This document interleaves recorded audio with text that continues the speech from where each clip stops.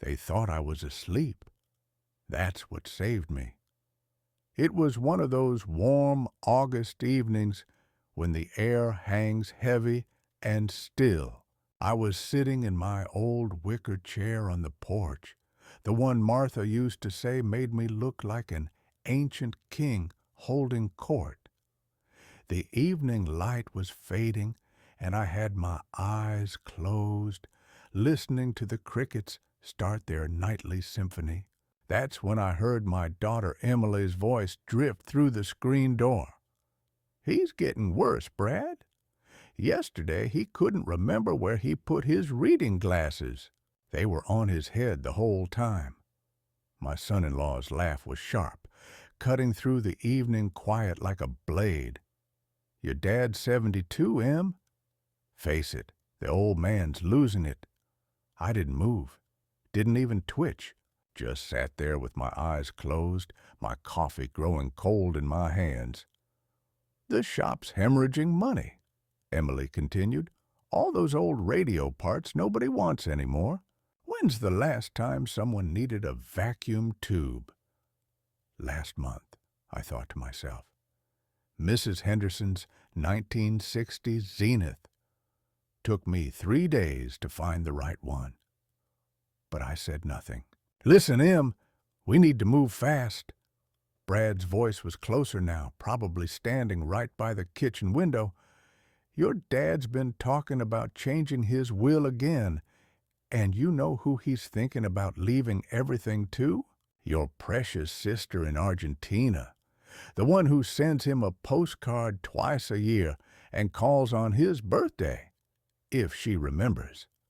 Meanwhile, we're here every day, dealing with his moods, his failing memory, his endless radio stories. But does he appreciate it? Number, he still lights up like a Christmas tree every time Maria's name comes up." My chest tightened, but I kept my breathing steady. 47 years I'd been breathing in solder fumes and listening to the hum of radio frequencies. I knew how to stay very, very still. "That's not fair, Brad.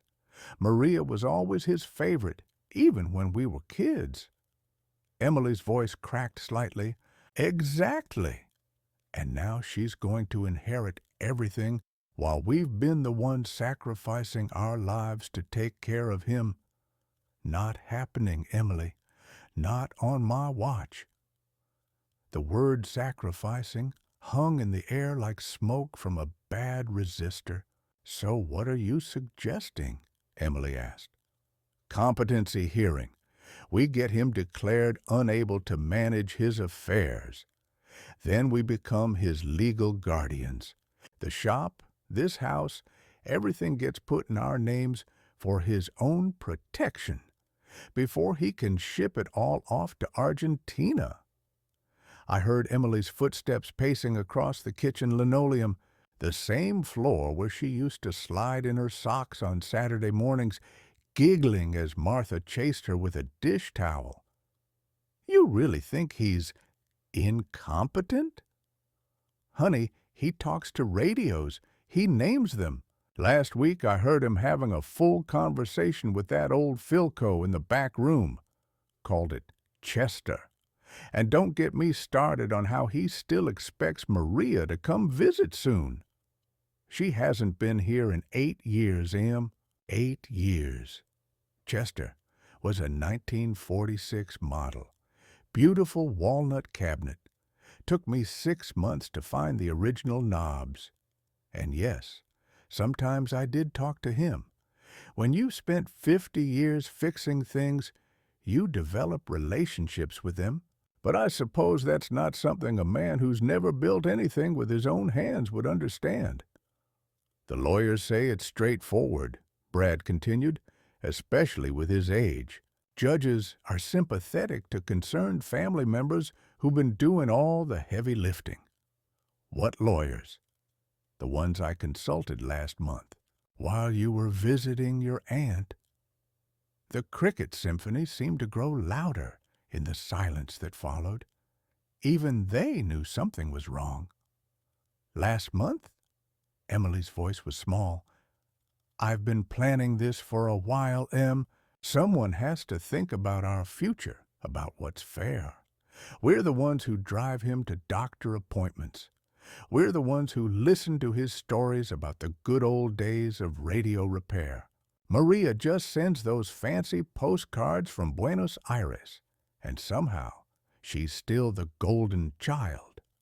Our future, not my future, not even Emily's future, theirs."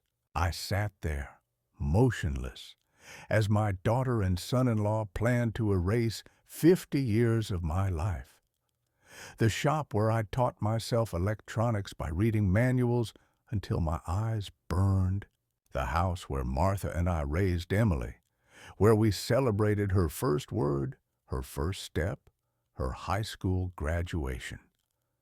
The same daughter who was now discussing me like a problem to be solved. "When?" Emily asked finally. "Next week. I already have the paperwork started before he can make any more improvements to that will of his. Next week." While I sat on this porch, thinking about maybe teaching my grandson Noah how to identify different types of capacitors, they would be in a courthouse signing papers to take away everything I'd ever worked for. I opened my eyes slowly, carefully. Through the screen door, I could see Brad's silhouette against the kitchen light. He was leaning against the counter, completely relaxed, like he'd just suggested what to have for dinner. Emily was standing by the sink, her back to me. Her shoulders were shaking slightly. At least she was crying. That was something. I closed my eyes again and listened to them make their plans. Every detail, every timeline, every bitter word about Maria, who lived 6,000 miles away but apparently still lived rent-free in their heads. They thought I was asleep. They were wrong about that. And they were about to be wrong about everything else, too. The next morning, I woke up at 5:30, same as I had for the past 50 years. Martha used to tease me about my internal clock, said I was more reliable than the radio tower signals I worked with all day. I made my coffee, black as always, and sat at the kitchen table where I could see Emily and Brad's house across the street. Their bedroom light was still off. They'd be sleeping for another 2 hours at least. Brad never got up before 8, and Emily had picked up his habits. That gave me time to think. I'd barely slept after what I'd heard. Every time I closed my eyes, I could hear Brad's voice. "Before he can ship it all off to Argentina." The casual way he'd said it, like my life's work was just cargo to be distributed. At 7:15, I walked the 3 blocks to Harvey's Electronics like I had every morning since 1976. The familiar weight of my keys felt different in my hand, heavier somehow. But when I got to the front door, my key wouldn't turn. I tried again, thinking maybe the morning humidity had warped something. Still nothing. I walked around to the back entrance, same problem. Standing there in the alley behind my own shop, I noticed something that made my stomach drop. The locks had been changed. I cupped my hands against the back window and peered inside. Everything looked normal at first glance. The same cluttered workbenches, the same towers of radio chassis waiting for repair, the same hand-lettered price tags I'd been using since the Carter administration. But there, on my workbench, my personal workbench, where I'd spent 30,000 hours of my life, sat a new nameplate, Brad Morrison, Manager. My own nameplate, the one Emily had made me in woodshop when she was 12, was gone. I walked back to the front of the store. The hours sign had been changed too. Instead of Harvey Weinstock, proprietor, it now read, "Under new management." That's when I saw him, Brad, walking up the sidewalk with 2 cups of coffee and a key ring that should have been mine. He stopped when he saw me, and for just a moment his face showed something close to guilt. "Oh, Harvey, you're up early?" "It's my shop, Brad. I'm always up early." He shifted the coffee cups awkwardly. "Well, actually, that's something we need to discuss. Emily and I have been talking, and we think it might be time for you to step back a bit. You know, enjoy your retirement." "I'm not retired." "Harvey, you're 72. Most men your age are playing golf or traveling. You shouldn't be worrying about inventory and customer service and all this. Business stuff." I looked at this man who'd been married to my daughter for 8 years, who'd eaten at my dinner table every Sunday, who'd borrowed money from me twice to cover their mortgage payments. This man who was now standing between me and my life's work. "Where are my tools, Brad?" "What tools?" "My personal tools. The Weller soldering station Martha bought me for our 20th anniversary. My oscilloscope. My component tester." Brad's face flushed slightly. "Everything's still inside. Nothing's been moved." That was a lie. I could see through the window that my corner of the shop, the space where I kept my premium equipment, had been cleared out, probably sitting in some storage unit by now, or worse, already sold on eBay. I need to get something from inside. "Harvey, I don't think that's a good idea. We're still transitioning things. Maybe later this week we can arrange a time." "It's my shop." "Actually, Harvey, Emily's been doing the books for the past 2 years. Technically, she's been the de facto manager. We're just making it official." De facto manager. Emily had been helping with the bookkeeping because her degree in accounting made her faster with the computer programs. I'd never signed anything making her the manager, but I could see how that could be twisted, especially by someone who talked to lawyers while his wife visited relatives. I stood there on the sidewalk, looking at my own storefront, locked out like some kind of vagrant, a place where I'd unlocked the door every morning for decades, where I'd taught myself to repair televisions and radios and eventually computers, where customers brought me their broken treasures because they knew I'd treat them with care. Now it had Brad Morrison's name on it. "Emily inside?" I asked. "She'll be in later. Harvey, why don't we all sit down this weekend and talk about this properly? There's no need to make this difficult." Difficult? As if I was the problem. As if wanting to enter my own business was some kind of unreasonable request. I nodded slowly. "All right, Brad. We'll talk this weekend." He looked relieved.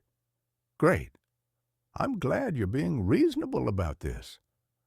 I walked away without another word, but as I headed back down the street, I could feel him watching me, probably wondering if I was going to cause trouble, probably already planning his next conversation with those lawyers of his. 3 blocks felt like 3 miles. When I got home, I sat in my kitchen and stared at the phone. I could call Emily directly. I could demand explanations. I could threaten to call my own lawyer. Instead, I opened my desk drawer and pulled out something I hadn't looked at in 2 years. My will. 5 pages, typed on my old Royal typewriter because I'd never trusted computers for important documents. Everything laid out exactly as I'd planned it. The shop to Emily, because she'd always shown interest in the business side. The house to both girls, Emily and Maria, because Martha had insisted on fairness even when fairness didn't make sense. But there, in the margin of page 3, I'd written a note in pencil. Review annually. Consider Ryan when he's older. Ryan was 16 now, old enough to use a soldering iron without burning himself, old enough to understand the difference between a good repair and a quick fix, old enough to appreciate why someone might name a 1946 Philco Chester. I picked up my pen and began to write.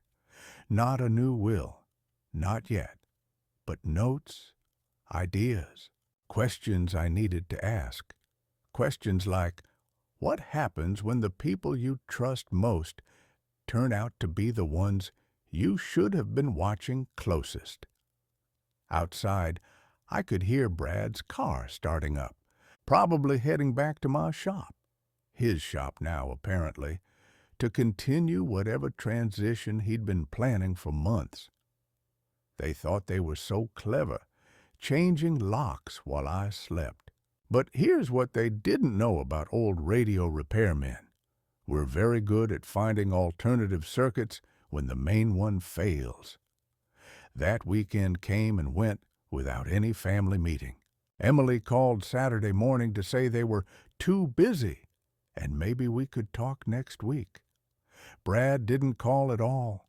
I spent those 2 days in my garage working on an old Bendix radio I'd been restoring for myself. It was one of the first projects I'd started when I retired from the telephone company and opened the shop. Martha used to sit with me while I worked on it, reading her romance novels and occasionally commenting on whatever soap opera was playing on the little television we kept out there. You know, Harvey, she'd said once, the way you take care of these old radios reminds me of how doctors used to make house calls.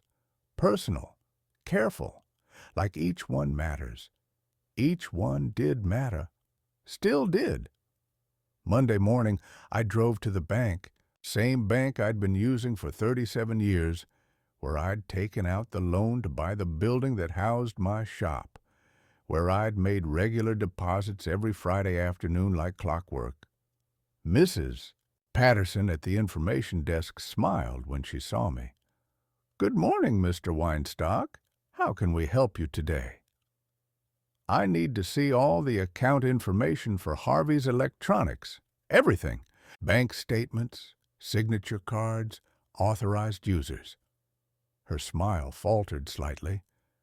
"Is there a problem with the account?" "Maybe. I'm not sure yet." 20 minutes later, I was sitting in a small conference room with folders spread across the table like evidence at a crime scene. And in a way, that's exactly what they were. The signature card showed 3 authorized users, myself, Emily, and, as of 3 weeks ago, Brad Morrison.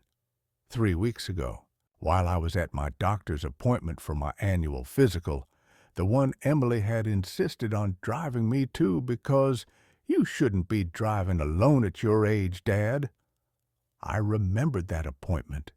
Doctor Kumar had pronounced me in excellent health for a man my age. Sharp as ever, he'd said. Blood pressure perfect, reflexes good, memory clear. I'd been proud of that report, had mentioned it to Emily on the drive home.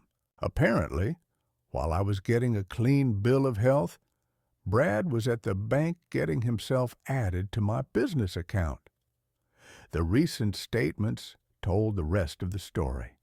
For the past month, someone had been making withdrawals I hadn't authorized.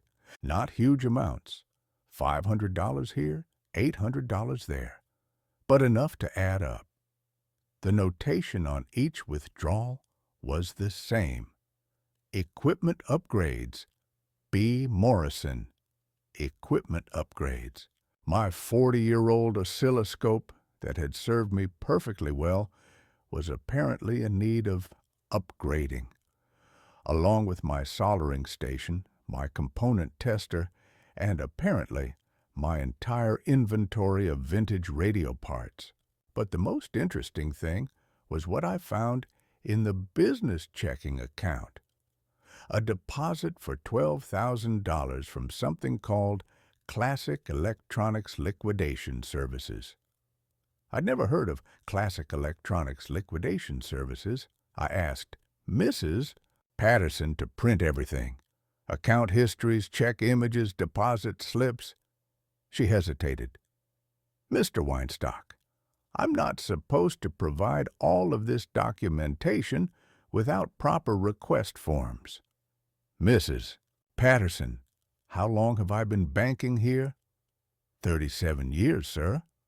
In 37 years, have I ever bounced a check? Ever been late on a loan payment? Ever caused any problems whatsoever for this bank? No, sir. You've been one of our most reliable customers. Then I think you can bend the rules slightly for 30 minutes while I figure out what's been done to my business account. She printed everything. Back at home, I spread the papers across my dining room table and began to piece together what had happened. It wasn't complicated, really. Brad had been systematically liquidating my inventory and equipment, the expensive stuff first, my premium test equipment, my collection of rare vacuum tubes, my stock of original replacement parts for radios made before 1960. $12,000. That's what 50 years of careful collecting had netted when sold to some liquidation company. Equipment and parts that couldn't be replaced, that had taken me decades to acquire, gone in a few weeks. I sat back in my chair and looked at the evidence. This wasn't just about a competency hearing anymore. This was theft. Systematic, methodical theft. But calling the police wasn't going to solve anything. Emily was an authorized user on the account. Brad had been added legally, even if I hadn't authorized it personally. The transfers and sales, while morally questionable, were probably technically legal. No, this needed a different approach. I walked to my bedroom and opened the closet where Martha used to keep her important papers. Behind her jewelry box, in a small manila envelope, were the documents I was looking for. The original incorporation papers for Harvey's Electronics dated 1976. The business license, the insurance policies, and most importantly, the deed to the building where my shop was located. Everything was in my name. Not Emily's name, not Brad's name, mine. Emily had been helping with the books, yes. She'd been managing the day-to-day finances, true. But the business, the building, the legal ownership, that had never changed hands. I picked up the phone and dialed a number I hadn't used in 5 years. Kowalski Law Offices. This is Harvey Weinstock. I need to speak with Jim Kowalski about updating my will and reviewing some business documents. Mr. Kowalski is with a client right now. Can I take a message? Tell him Harvey Weinstock called. Tell him it's about protecting what I've built from people who think I'm too old to notice what they're doing. There was a pause. I'll see if Mr. Kowalski can squeeze you in today. Thank you. And tell him I'll be bringing documentation, lots of documentation. I hung up the phone and went back to my garage. The Bendix radio was almost finished now. All it needed was a proper antenna and some final calibration.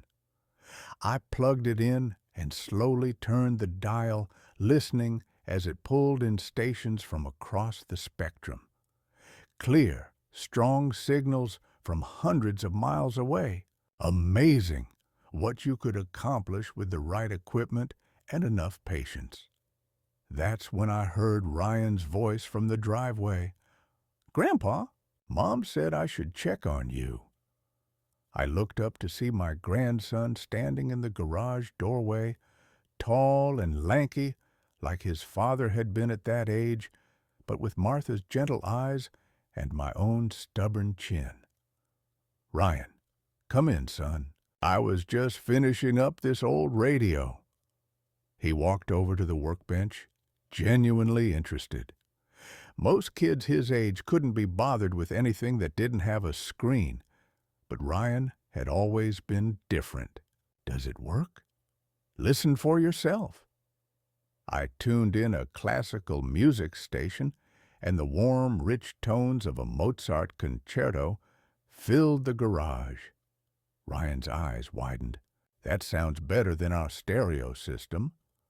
"That's because they knew how to build things to last back then. When you took pride in your work, when you cared about quality over profit." Ryan ran his fingers along the wooden cabinet, admiring the craftsmanship. "Mom says you might be selling the shop." "Your mom says a lot of things. What do you think about that idea?" "I think it would be sad. I like visiting you there. I like watching you fix things." "Would you like to learn how to fix things?" His face lit up. "Really? You'd teach me?" "If you're interested. It takes patience, it takes care, and it takes respect for what came before us." "I'd like that, Grandpa." I looked at this boy, this young man, really, and saw something I'd almost forgotten existed. Genuine interest, real curiosity, the kind of eager attention I used to see in Emily's eyes when she was his age, before life and bills and Brad Morrison convinced her that caring about craftsmanship was a luxury she couldn't afford. "Ryan, can I ask you something?" "Sure." "Has anyone in your family talked to you about inheritance, about what happens to the shop when I'm gone?" He looked uncomfortable. "A little. Mom and Brad were talking about it at dinner last week. Something about you not being able to handle the business anymore." "What do you think about that?" Ryan shrugged. "You seem fine to me, Grandpa. I mean, you just fixed this old radio and it sounds amazing. That doesn't seem like something someone who can't handle business would do." Smart kid. Smarter than his mother was giving him credit for. "Ryan, would you like to come with me tomorrow? I have some business to take care of downtown." "What kind of business?" "The kind that makes sure good things end up with people who appreciate them." He nodded solemnly. "I'd like that." After Ryan left, I sat in my garage listening to the Bendix radio and thinking about legacy. Not the kind of legacy Brad and Emily were fighting over, money and property and things you could liquidate for cash. The real kind, the kind that gets passed down through teaching and patience and shared understanding of what it means to build something that lasts. I turned off the radio and went back inside to review my notes for tomorrow's meeting with Jim Kowalski. By the time I was finished, I had a plan. Not for revenge. Revenge was messy and petty and accomplished nothing useful. This was something much more precise. This was about making sure the right person inherited not just my business, but my understanding of what the business was really worth. And it wasn't the person who thought $12,000 was a fair price for 50 years of careful collecting. The meeting with Jim Kowalski went exactly as I'd hoped. After 40 years of practicing law in this town, Jim understood the difference between what's legal and what's right. More importantly, he understood family dynamics. "Harvey, what they've done isn't technically illegal," he said, reviewing the bank statements, "but it's ethically questionable, and it gives us leverage." "What kind of leverage?" "The kind that makes people very nervous about competency hearings." Jim explained the plan while Ryan sat quietly in the corner, taking everything in. My grandson had insisted on coming, said he wanted to understand how business really works. He was about to get quite an education. First, we're going to file papers showing you're mentally competent. Doctor, Kumar's physical from last month helps, but we'll get a full psychological evaluation just to be thorough. Second, we're going to request a complete audit of the business accounts. And third, Jim smiled grimly, we're going to let them know we're doing all of this. Why tell them? Because people who are planning something dishonest tend to panic when they realize they're being watched. That afternoon, we drove to the courthouse. Ryan helped me carry the folders of documentation while Jim filed the necessary papers. The clerk at the probate office recognized me. I'd done electrical work on her son's stereo system just last year. Mr. Weinstock, I heard about your retirement. How are you enjoying it? I'm not retired, Mrs. Chen. In fact, I'm here to prove exactly how not retired I am. Jim handed her the papers. Voluntary competency evaluation and business audit request. We'd like this expedited. Mrs. Chen's eyebrows went up as she read through the documents. This is unusual. Most people don't request their own competency evaluations. Most people don't have family members questioning their mental state while simultaneously emptying their bank accounts, I said quietly. She stamped the papers. These will be processed by Friday. Friday came faster than I expected. I was in my garage teaching Ryan how to test capacitors when Emily's car screeched into my driveway. She burst through the garage door like a hurricane, Brad right behind her. Dad, what the hell is this? She was waving a legal document in my face. Language, Emily, there's a minor present.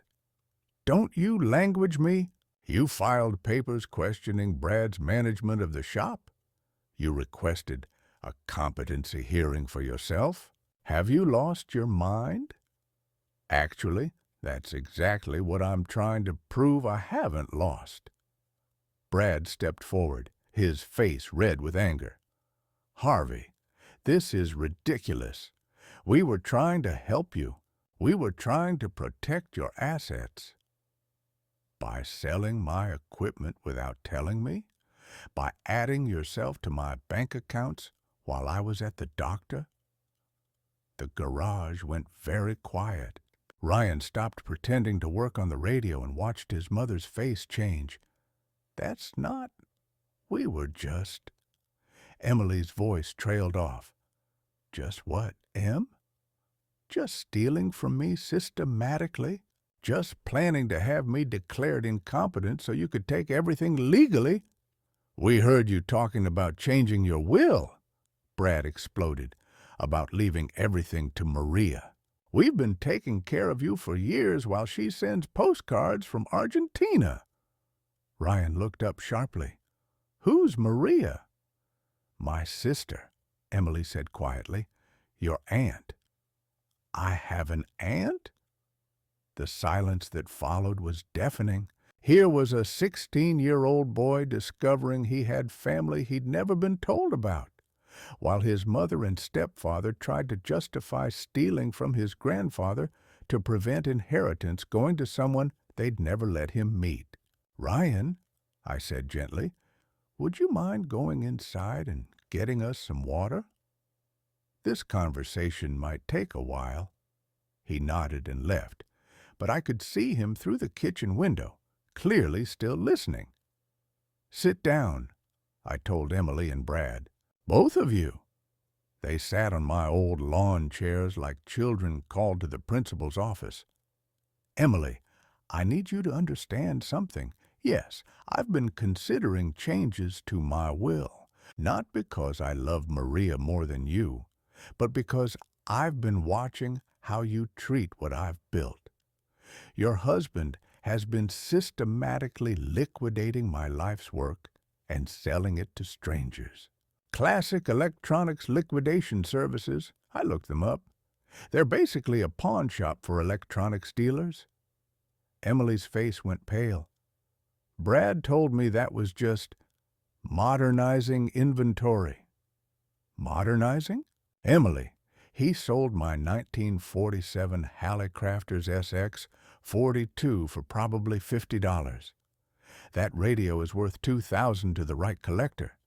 He sold my tube tester, my signal generator, equipment I spent decades acquiring. $12,000, Emily. That's what 50 years of careful collecting netted when your husband decided to modernize it. Brad shifted uncomfortably. The shop was losing money, Harvey. All that old stuff was just taking up space. The shop was supporting itself just fine. What it wasn't doing was generating the kind of quick cash flow you wanted to justify taking it over. I pulled out the legal papers Jim had prepared. Here's what's going to happen. Tomorrow morning, Doctor, Sarah Mitchell from the County Mental Health Services is going to evaluate my cognitive abilities. Wednesday, a certified accountant is going to audit every transaction from the business account for the past 6 months. Friday, we're all going to sit down with my lawyer and figure out exactly what was sold, to whom, and for how much. Emily was crying now. Dad, I'm sorry. I didn't know he was... I thought he was just helping. And after all that is done, I continued, I'm going to decide whether the people who tried to steal my business and have me declared incompetent are the people I want to leave that business to. Brad stood up. Suddenly, this is bullshit, Harvey. You can't prove any wrongdoing. Everything I did was legal. Sit down, Brad. Something in my voice made him sit. Legal isn't the same as right, and family isn't the same as trustworthy. I'm 72 years old, not dead. My mind is sharp, my hands are steady, and my memory is excellent. Excellent enough to remember every single thing you've said and done over the past month. I looked at Emily, really looked at her. Your mother would be ashamed. Those 5 words hit her harder than any legal document could have. She doubled over like I'd punched her in the stomach. Don't, she whispered. Please don't say that. Then give me a reason not to think it. Ryan appeared in the doorway with a tray of water glasses. He'd heard everything, of course. His face was pale but determined. Grandpa, he said quietly, I'd still like to learn about radio repair, if you still want to teach me. I looked at this boy, my grandson, who just learned more about his family in 30 minutes than he'd known in 16 years, and saw something precious, something worth protecting. I'd like that very much, Ryan. Emily looked back and forth between us, understanding dawning in her eyes. This wasn't just about the shop anymore. This was about who would carry forward what I'd built, what I'd learned, what I cared about.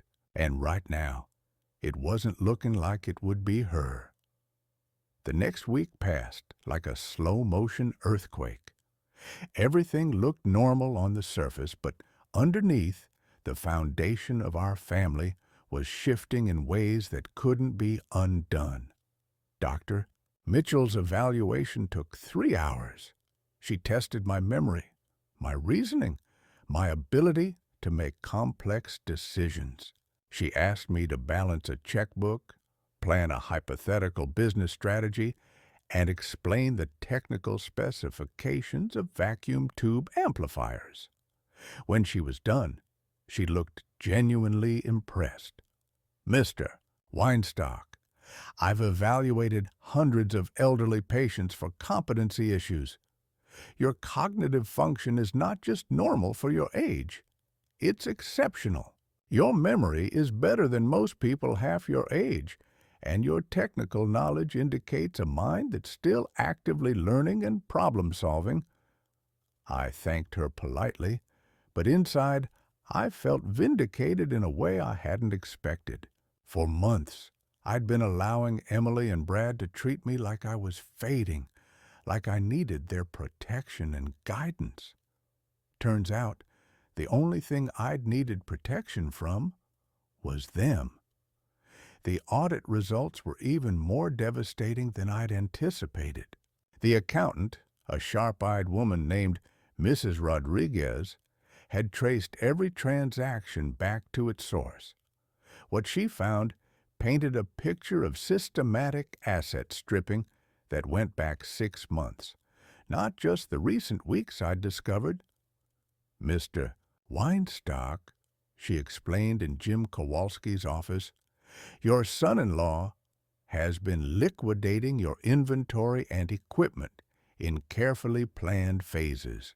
He started with items you rarely used, then moved to more valuable pieces, always staying just under amounts that might trigger automatic bank notifications. She spread out a detailed report across the conference table. Ryan sat next to me, studying the numbers with the same intensity he'd shown when learning to read capacitor codes. Total estimated retail value of liquidated items, $43,000. Amount actually received, $12,000. The difference represents the profit margin for Classic Electronics liquidation services, which buys estate collections at roughly 25 cents on the dollar. $43,000. My throat felt tight. But here's the interesting part, Mrs. Rodriguez continued. Classic Electronics Liquidation Services is owned by a company called Morrison Holdings, LLC, which was incorporated 3 months ago by Bradley Morrison.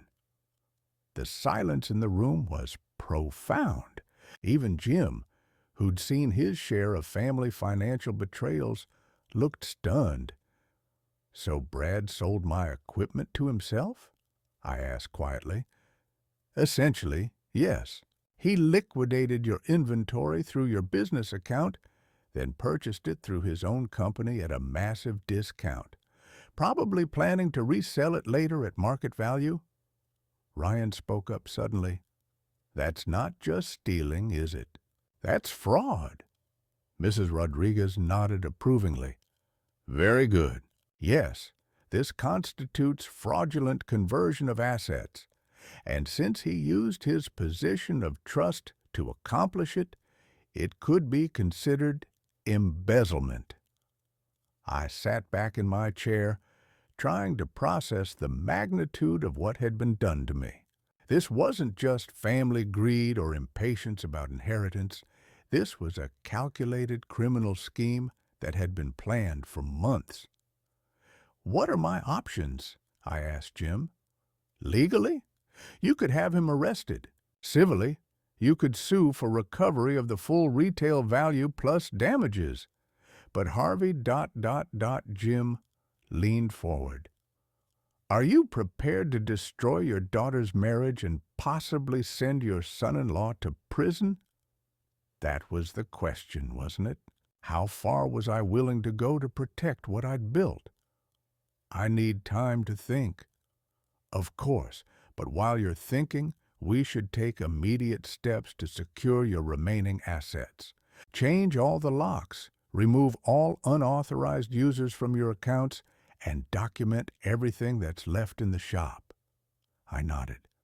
Ryan, would you like to help me with that? Yes, sir. As we left Jim's office, Ryan was unusually quiet. Finally, as we sat in my truck in the parking lot, he spoke up. Grandpa, why did they do this? It was such a simple question, but it cut right to the heart of everything. Why does a daughter betray the father who raised her? Why does a son-in-law steal from the man who welcomed him into the family? I think they convinced themselves they were entitled to it, I said finally. Your mom has been helping with the books for years, so she started thinking of the business as partly hers. Brad saw all that equipment sitting there and thought it was wasteful not to convert it to cash. They told themselves they were helping me, protecting me, making smart business decisions. But it wasn't theirs to decide. No, it wasn't. Ryan stared out the passenger window. Are you going to have Brad arrested? I don't know yet. What do you think I should do? He was quiet for a long time, wrestling with the weight of the question. Finally, he turned to look at me. I think you should do whatever lets you sleep at night, Grandpa. But I also think if someone steals from you and you don't do anything about it, you're telling them it was okay. Smart kid, wiser than his mother had been at twice his age. That evening, I called Emily. Not Brad. Emily. She answered on the first ring like she'd been waiting for my call. Dad? We need to talk. Just you and me. No Brad. Okay. When? Now. Come over. She arrived 20 minutes later, looking like she hadn't slept in days. Her eyes were red and puffy, and she'd lost weight. Good. She should be losing sleep over what she'd helped do to me. We sat in my living room, the same room where she'd played with dolls as a child, where Martha had read her bedtime stories, where we'd celebrated her high school graduation and her engagement to Brad. The audit results came back, I said without preamble. Emily's face crumpled. Dad, I swear I didn't know how bad it was. I thought he was just modernizing things. $43,000, Emily.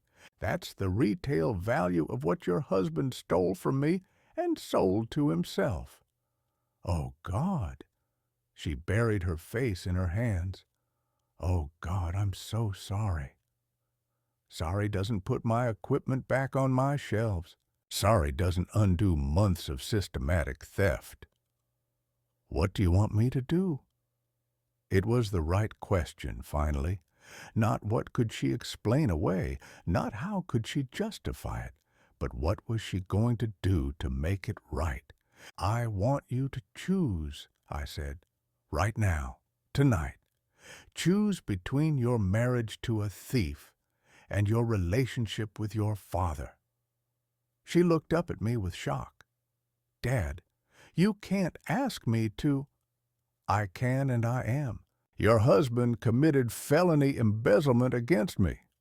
I can have him arrested tomorrow morning, or I can handle this as a family matter, but I won't do both. If you stand by him, if you stay married to him, then you've chosen his side in this. And that means you've chosen not to be my daughter. That's not fair. Fair. My voice rose for the first time all week. Fair would have been treating the man who raised you with respect instead of plotting to have him declared incompetent so you could steal his life's work.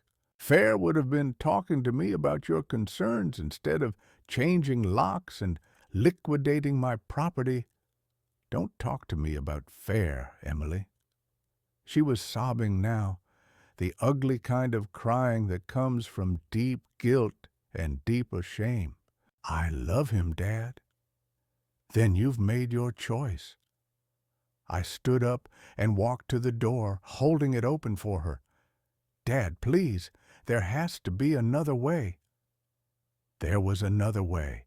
It was called honesty. It was called respect. It was called treating your father like a human being instead of an obstacle to your inheritance. You chose not to take that way. Emily stood slowly like an old woman herself. So that's it? After 34 years, you're just done with me? I'm done with who you've become. The little girl who made me a nameplate in woodshop, who used to sit in the garage and ask questions about how radios work. I'll always love her. But that little girl grew up to be someone who thinks stealing from her father is acceptable as long as she can rationalize it as helping him. She walked to the door, then turned back one last time. What about Ryan? What about him? He's my son. You can't just take him away from me. I'm not taking him anywhere.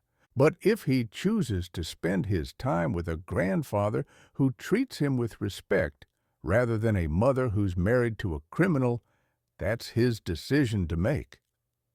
Emily left without another word.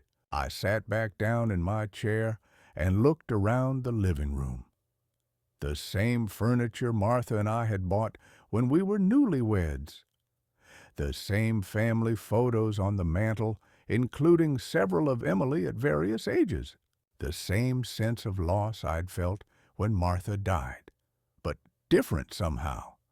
When Martha died, I'd lost someone I loved to forces beyond anyone's control. When Emily chose Brad over honesty, I'd lost someone I loved to forces entirely within her control. The phone rang. Ryan. Grandpa, Mom just came home crying. She won't tell me what happened. Your mother had to make a choice tonight, Ryan. She made it. Does that mean, are you still going to teach me about radio repair? I smiled despite everything. If you still want to learn. I do. And Grandpa? Whatever Mom and Brad did, I want you to know I think it was wrong. I think they should have talked to you instead of going behind your back. Thank you for saying that. When do we start? Tomorrow. Meet me at the shop at 9. We have some inventory to take, and then we're going to start your education in electronics repair. After I hung up, I sat in my chair for a long time, thinking about legacy and family and the difference between the two. Blood makes you related, but loyalty makes you family. Trust makes you family. Respect makes you family. Tomorrow, I would begin teaching my grandson not just how to repair radios, but how to be the kind of man who treats people fairly, who keeps his word, who understands that some things are more important than money. Tonight, I would mourn the daughter I'd lost, not to death, but to greed. But I wouldn't mourn for long.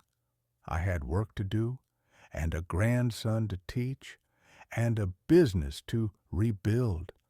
And for the first time in months, I was looking forward to tomorrow. 6 months later, I was standing behind the counter of Harvey's Electronics, watching Ryan carefully solder a connection on a 1955 Zenith radio. His hands were steady now, confident. He'd learned to read the subtle changes in a heated joint, the way the solder flows when the temperature is just right. Perfect, I told him as he set down the iron. Your grandmother would have been proud. Ryan smiled, the same crooked grin Emily had when she was his age. Think it'll work? Only one way to find out. He plugged in the radio and slowly turned it on. After a moment of silence, the warm glow of vacuum tubes began to show through the chassis. And then, music. Clear, rich, beautiful music from a station 60 miles away. I can't believe I actually fixed that, Ryan said, his voice full of wonder. You didn't just fix it, you restored it. There's a difference. The bell above the door chimed, and Mrs. Henderson walked in carrying her old portable radio. She'd become a regular customer again after I'd reopened the shop. Mr. Weinstock, this thing's acting up again. Ryan looked up eagerly. Can I take a look at it, Grandpa? I nodded. Ryan's been studying radio repair for 6 months now, I told her. He's getting quite good. While Ryan examined the radio, I thought about how much had changed. The shop looked almost exactly as it had before Brad's modernization, but everything felt different, better. There was life in the place again, purpose beyond just paying bills. The legal proceedings had wrapped up 3 months ago. Brad had pled guilty to misdemeanor fraud in exchange for full restitution and community service. Emily had filed for divorce 2 weeks after his sentencing. I hadn't spoken to Emily since that night in my living room. Some bridges, once burned, can't be rebuilt quickly, but Maria had called. "Papa, I heard what happened. Ryan found me on Facebook and told me everything." We'd talked for 2 hours that first night, catching up on 8 years of distance. Maria was coming for Christmas. First time back in the States in 8 years. "Mr. Weinstock?" "Mrs." Henderson's voice brought me back to the present. "Ryan says he found the problem." I walked over to where my grandson was pointing to a small capacitor. "This one's leaking," Ryan explained. "See how the casing is bulged? That's what's causing the intermittent noise." "Good eye. Can you replace it?" "I think so." The afternoon passed quietly. Around 5 o'clock, Ryan looked up from his work. "Grandpa, can I ask you something?" "Of course." "Do you miss her?" "Mom, I mean." I considered the question carefully. I miss the little girl who used to help me organize parts. I miss the teenager who would sit in here doing homework, but not who she chose to become. She asks about you sometimes. She says she wishes things could be different. "Ryan, there's something I need to tell you. I've been working on a new will. Everything, the shop, the house, all of it. It's going to be yours when I'm gone." His eyes widened. "But what about Mom and Aunt Maria?" "Your Aunt Maria has built her own success. As for your mother, actions have consequences. This business should go to someone who values it for what it is, not what it can be sold for." Ryan was quiet for a long time. "What if I don't want it?" "Then you sell it to someone who will respect what it is." "But Ryan, I don't think that's what you'll choose. You've got the patience for this work. You've got the curiosity. And you've got the respect for craftsmanship that can't be taught." The bell chimed again, and Jim Kowalski walked in. "Harvey, I have some news. Emily retained a lawyer. She's contesting the competency evaluation results." I felt my stomach tighten. "On what grounds?" "She's claiming that your decision to cut her off proves you're not thinking clearly. But it's a weak case. Any judge will see this for what it is, a victim of theft being angry about it." After Jim left, Ryan spoke up again. "Grandpa, I have an idea. What if we made the shop bigger? Not just radio repair, but general electronics restoration. Vintage stereo equipment, old televisions." I stopped and looked at him. "That's actually a very good idea. We could advertise online. Maybe set up a website." "Now you're thinking like a businessman." As I drove home that evening, I reflected on how strange life could be. 6 months ago, I'd been systematically robbed by my own family. Tonight, I was planning business expansion with a partner who shared my values. Ryan came by most evenings now to work on projects. The house felt less empty. We'd eat dinner together, and I'd tell him stories about the early days of electronics repair. As I pulled into my driveway, I noticed a car I didn't recognize. A woman stepped out and walked toward me. Emily. She looked older, thinner, tired in a way that went deeper than physical exhaustion, but determined. "Dad, please, I need to talk to you." 5 minutes, I said. We sat on my porch, the same porch where I'd overheard the conversation that started all of this. I withdrew the competency challenge, she said without preamble. Why? Because it was wrong. Because my lawyer told me I had about a 1% chance of success. Dad, I never wanted to hurt you. I thought I was protecting you from yourself. Emily, do you know why I named the shop Harvey's Electronics instead of Weinstock Electronics? She shook her head. Because I wanted it to be personal. I wanted customers to know that Harvey was the man who would fix their radios, who cared whether their grandmother's old console played music again. It was never about the money. I never understood that. I know, and that's why Ryan is going to inherit the business. Emily flinched but didn't argue. I know. He told me. And Dad, I think you're making the right choice. That surprised me. You do? Ryan loves that shop the way you love it. He talks about it constantly, not about money, but about the satisfaction of fixing things. That's what you always wanted, isn't it? Yes. Then you chose right. We sat in silence. Finally, Emily spoke again. I'm moving away. Denver. There's an accounting firm that helps small businesses. Seems appropriate, helping them instead of taking advantage. That's good, Emily. Could I say goodbye to Ryan here? I don't want our last conversation to be about legal documents. Of course. She stood to leave, then turned back. Dad, Brad and I told ourselves we were doing it for you, but we were doing it for us because we were scared of not having enough. I'm not asking for forgiveness. I don't deserve it. I'm just asking you to know that I understand what I did, and I'm sorry.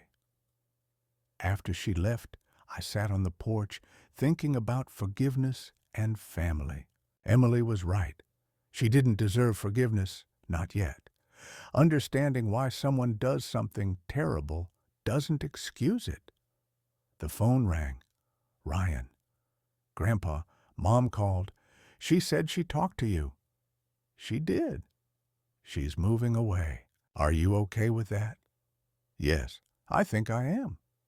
She said she's proud of me. Said she's glad I'm learning from you instead of making her mistakes. That was good of her to say? Grandpa, I love you. I love you too, Ryan. Tomorrow, we start working on that expansion plan. After hanging up, I went inside and looked at the family photos on the mantel. I took down the most recent photo of Emily and put it in a drawer with other mementos I wasn't ready to throw away but couldn't bear to look at daily. In its place, I put a photo Ryan had taken last week. The two of us behind the counter at Harvey's Electronics, both wearing safety glasses, both holding soldering irons, both grinning like we'd discovered the secret to happiness, which we had. The secret was simple. Find work that matters to you. Teach it to someone who will value it and build relationships based on respect rather than expectation. Tomorrow, Ryan would arrive at 9 sharp, ready to learn. We'd work on Mrs. Henderson's radio, plan our expansion, and maybe start restoring that 1938 Atwater Kent waiting in the back room. Next month, Maria would arrive for Christmas, and we'd show her what we'd built together. We'd introduce her to customers who'd become friends, the craft that had become a calling. And someday, when I was too old to hold a soldering iron steady, Ryan would stand behind that counter teaching another young person the difference between fixing and truly restoring. That was legacy. That was family. That was worth fighting for. Harvey's Electronics would survive another generation. That was all I'd ever really wanted.